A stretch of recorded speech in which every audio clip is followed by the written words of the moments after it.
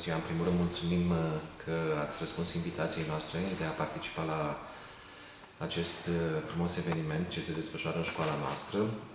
Dacă mai țineți minte, la sfârșitul lunii ianuarie, domnul profesor Gerald Charron, alături de domnul Pierre Possot, pe care îl știe toată lumea ca fiind sufletul relațiilor dintre Târgu Neamț și Saint-Just-Saint-Lambert.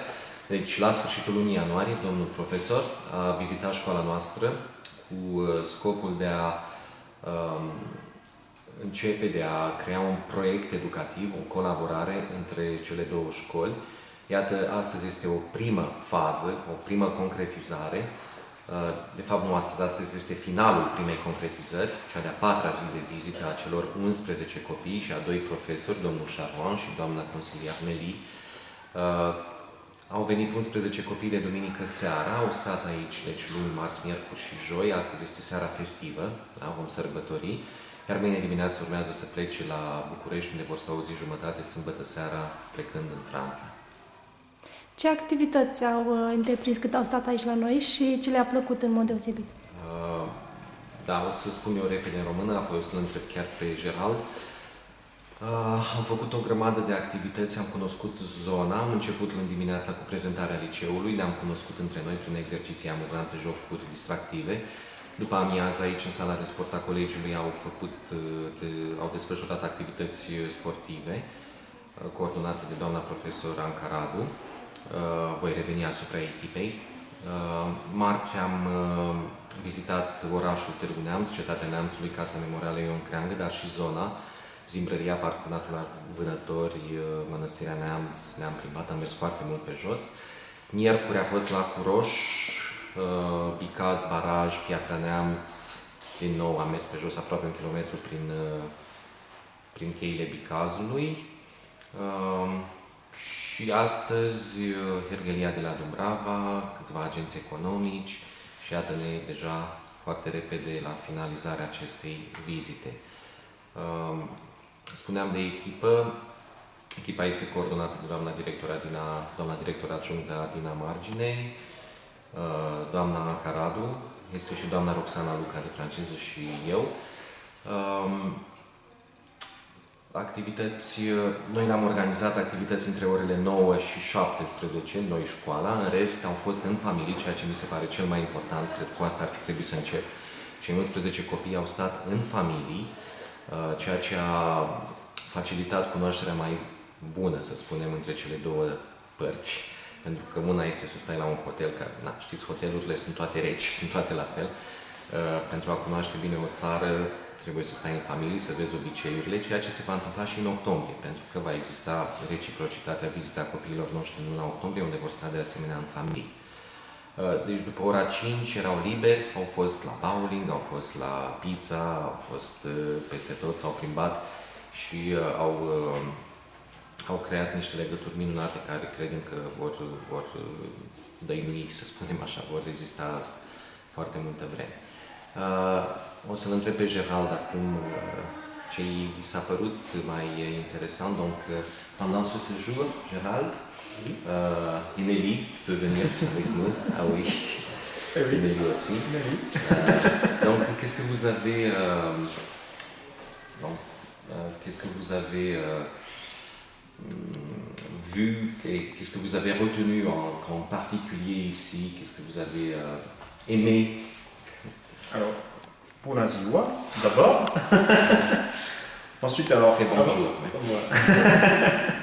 Avant de commencer, d'abord, je voulais vraiment remercier Valentin d'avoir organisé cette rencontre en Roumanie. Il y aura la réciprocité en France au mois d'octobre. Donc, je crois qu'il l'a dit. Ce qui me rassure déjà, c'est que j'ai à peu près compris ce qu'il vient de dire. A spus că după 4 zile deja a cam înțeles singur ceea ce am spus, deși a început să înțeleagă limba română. A început prin a mulțumi echipei care a organizat toate aceste activități și, bineînțeles, reciprocitatea va exista în octombrie. Ensuite, il a remercié les élèves, les parents. Da, le mulțumește și elevilor și părinților care au găzduit pe copiii francezi. Aș vrea să știu dacă au descoperit diferențe, nu știu, chestii foarte noi sau de care au fost impresionați la noi în cultura noastră românească față de cea franceză. Est-ce que vous avez découvert de grandes différences entre les deux pays, les deux cultures, les deux Alors oui, civilisations? justement, pour répondre à ta question Ah de oui. tout à l'heure, qui était sur ce qu'on retient effectivement, et après on verra un petit peu les différences, Mhm. c'est que, voilà, c'est sûr, enfin, moi, voilà, ce que j'ai apprécié, c'est vraiment l'accueil Da, ceea ce am apreciat. de toutes les personnes qu'on a pu rencontrer. Les parents qui sont toujours aux petits soins avec nos élèves, avec nous. Et puis après, eh bien, la différence culturelle, il y a une différence culturelle entre les deux pays, mais il y a aussi une différence culinaire à noter Da. au niveau des... Bun, în primul rând au apreciat și apreciază primirea de care au avut parte din partea școlii, din partea părinților, a copiilor care au stat tot timpul lângă ei, au avut grijă de ei și ca diferențe, bun, există diferențe, este normal, culturale, dar în primul rând sunt diferențe culinare, spune, pentru că într-adevăr au mâncat bine ca la noi, da? Știți, noi românii întindem și ceea ce nu avem pe masă. Astfel încât, așa ca o anecdotă, părinții în primele 2 zile, părinții care au găzduit se plângeau că, vai, francezii nu mănâncă. Eu le-am spus, e normal dacă le puneți atâta să nu mănânce, pentru că acolo ei, da, cel puțin micul dejun este frugal, da? Și la un moment dat părinții s-au liniștit și ei, au intrat în această oră, da? D'autres différences? Mai am eu o întrebare. Aș vrea să știu dacă România a fost văzută într-un mod diferit în ochii lor după prima vizită. Dacă li s-a părut diferită acum față de prima dată când au fost. Bon, c'est déjà 2 mois. Vous avez vu déjà des différences entre ces 2 mois de différence, mais au fost prima dată acum doar 2 luni. Entre les deux visites? Oui, entre les 2 visites. În afară de anotimpul. Bon, la saison, oui. La saison, oui, déjà. C'était l'hiver, il y avait la neige, maintenant elle n'y est plus. Mais non, enfin la différence, non, on a été accueillis avec beaucoup de générosité en janvier, quand je suis venu. Da, au fost primiți și în ianuarie foarte bine, deci în doar 2 luni jumătate nu s-au schimbat foarte, foarte multe lucruri, a fost un timp foarte scurt. Et ils n'ont pas changé. Nu ne-am schimbat. Donc, Ok, dacă ar fi să prezinte România unui francez care nu a pășit niciodată pe teritoriul nostru, unui cetățean francez care știe despre România doar de la televizor și aș putea zice că are anumite concepții din astea preconcepute despre România. Ce ar spune? Maintenant vous allez en France. Si vous deviez présenter la Roumanie comme vous l'avez vu réellement, un Français qui connaît la Roumanie seulement de la télévision, qui a un peu des préconcepts, qu'est-ce que vous auriez eu? Alors, c'est une parole que je vais reprendre un petit peu de Pierre Dossot, je le remercie aussi parce qu'il a été, voilà, nous a aidé beaucoup dans ce projet et pour monter ce projet. Il disait, voilà, il dit que venez voir, venez avec nous, vous viendrez et vous reviendrez toujours, parce que c'est surtout, on va dire, quand on vient ici, on vient pour rencontrer les gens. Et c'est vrai que les gens sont très attachants. Ei înșiși au fost în situația aceasta astă toamnă, când domnul Pierre Dossot a venit și le-a spus trebuie să veniți să vedeți. Ei au fost poate puțin reticenți la început, dar au venit și au văzut, deja și-au dat seama cât de primitor este poporul nostru și au schimbat cu totul opinia despre noi. Da. Alors, voilà. În final?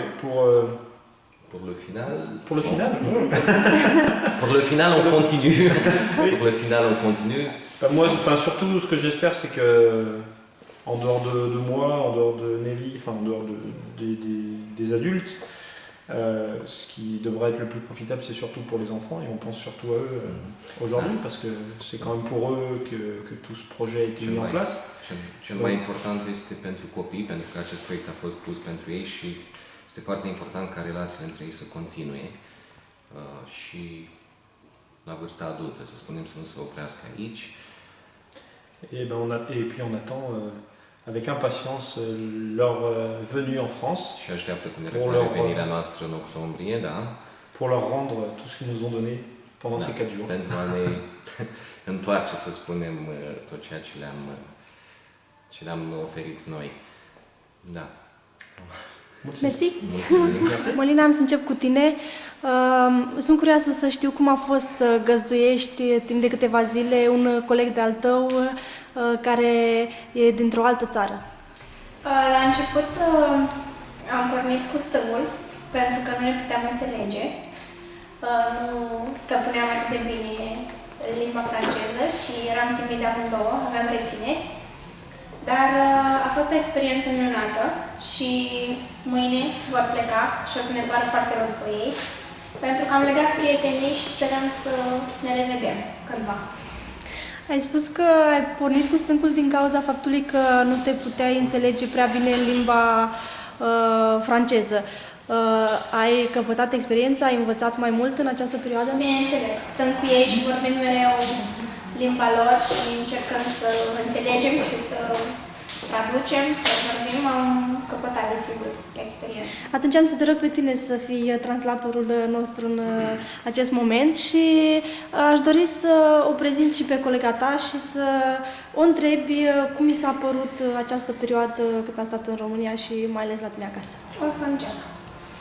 Ea este Polin, are 15 ani și sper că s-a simțit bine la noi. Qu'est-ce que tu parles de Roumanie?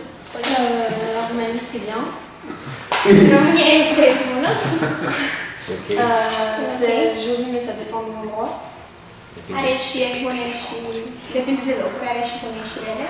Să ne spună ce i-a plăcut cel mai mult. Qu'est-ce que tu as aimé le plus?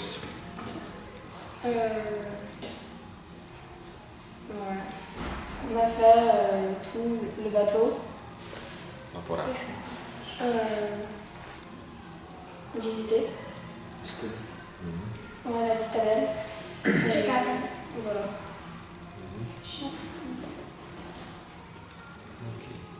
Îți mulțumesc. Deci mai departe întrebăm și băieții. Care este Matias, el are 16 ani. Qu'est-ce que tu penses de Roumanie, Matias? La même chose que Pauline, hein, je trouve que c'est bien, voilà. Are aceeași părere ca și Polin, este ok. Cu ce impresie pleacă din România acasă despre noi? Des impressions? Des impressions avec de Roumanie? C'est un pays, je trouve que il peut être beau, à la fois il peut être pas très beau quoi. Donc, voilà. C'est un pays beau et à la fois, je sais pas, non mais je sais pas comment dire. En construction. En construction, voilà. Souvent en Spus construction. că poate să fie frumoasă, dar are și părți mai, să spunem, mai urâte. Oricum este în construcție. Au remarcat această combinație la tot pasul între modern și vechi. Următorul? El este Valentin, el are 15 ani. Qu'est-ce que tu penses de Roumanie? Les gens sont très accueillants, ils sont très gentils. Oamenii sunt foarte amabili. Et puis des moments c'est joli, des moments c'est moche. Uneori bine, uneori mai puțin bine. Puis voilà. Da, a existat ceva care v-a impresionat într-un mod deosebit? Ceva cu care o să rămâneți pentru foarte multă vreme? Donc il y a eu quelque chose qui vous a surpris particulièrement, que vous allez retenir dont vous allez vous souvenir plusieurs. Ouais. Quelque chose de spécial, quelque chose comme ça. La gentillesse des gens. Cum vi s-a părut mâncarea românească? Le manger, On mange beaucoup, ouais. C'est assez spécial la nourriture. ouais. Mâncare specială. Spécial, mais... Aș vrea să știu dacă dintre voi ați mai vizitat și o altă țară europeană, să faceți o comparație. Si vous avez visité d'autres pays européens, vous pouvez faire des comparaisons. Jamais? El n-a fost niciodată. Tu as visité d'autres pays, Mathias? Ah, oui. Mais enfin, je ne vois pas de comparaison à faire. Da, nu are mari comparații de făcut. Ouais. Era Au participat cumva și la ore de curs, la clasă, la școală? Fiind săptămâna altfel, nu au putut participa, dar au participat cu elevii noștri la o grămadă de activități extrașcolare. Și ca o concluzie? En conclusion, je peux vous mettre une question, poser une question, mais soyez sincère. Vous avez envie d'y revenir? Pour voir les gens, oui. Oui, pour Parce les qu'ils gens. sont gentils. I-am întrebat dacă vor să vină, să revină și au spus pentru oameni, da. Pour d'autres Mais choses. pas pour le paysage.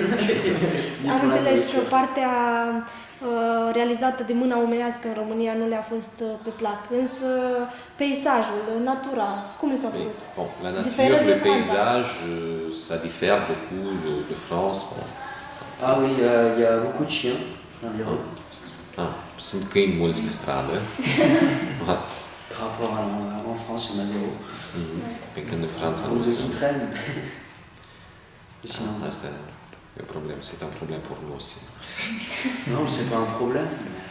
Ah, Ça me dérange pas. nous oui. Ah, Da. Ok. Da, cum ai văzut tu experiența asta din punctul tău de vedere? Acum i-am întrebat pe colegii tăi din Franța cum s-au simțit, cum au văzut ei România. Cum ai văzut tu, ca român fiind, primind vizita unui străin acasă? Din toate excursurile în care am fost în aceste câteva zile, chiar dacă am fost de foarte multe ori în acele locuri, încă mi se par foarte frumoase. Din toate țările în care am mai fost, chiar dacă am fost în multe, n-am mai văzut asemenea peisaje, munții, apele, nu este special în alte țări.